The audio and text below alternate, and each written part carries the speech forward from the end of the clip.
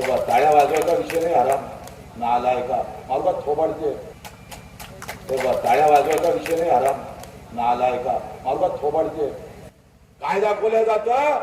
जातीपाती धर्माचे भांडणं धाडव सांगणार, पण शेतकऱ्याची लूट होत ते एकही गाव ब्रेकिंग होत नाही. आम्ही समजून घेतलं पाहिजे. हे यांच्या हाती नाही, यांचे अर्धे चॅनल आम्ही पाहतोय. अदानी अंबानीच्या घरात गेले साल्यांच्या. तुमचे अर्धे मालक ते झाले. तुमच्या हाती राहिलं काय रे? तुमच्या हाती काय फक्त भोमलनं राहिलेलं आहे.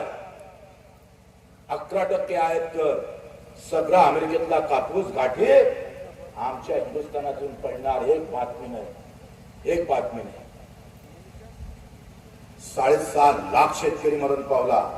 6.5 लाख एवढा दंगलीतही मेला नाही आणि त्या सीमेवर पण मेला नाही. भारताच्या युद्धामध्ये जेवढे स्वातंत्र्याच्या युद्धामध्ये मेले नसतात त्याच्यापेक्षा स्वातंत्र्य झाल्यानंतर मेले. पाय घासू घासू मेले, पण परवा नाही कोणाला. तो सचिन जाधव, आम्ही तो परभणीचा, त्याच्या घरी जेव्हा आम्ही गेलोय ते सोयाबीन 3400 रुपयात विकावं लागले. 3400 रुपये.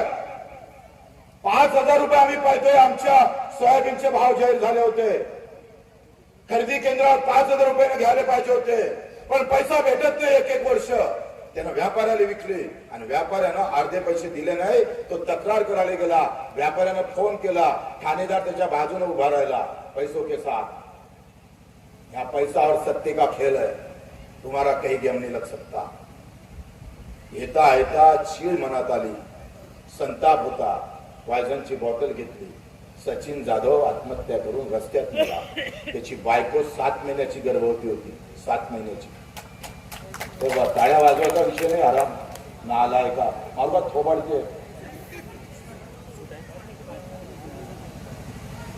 7 महिन्याची गर्भवती होती.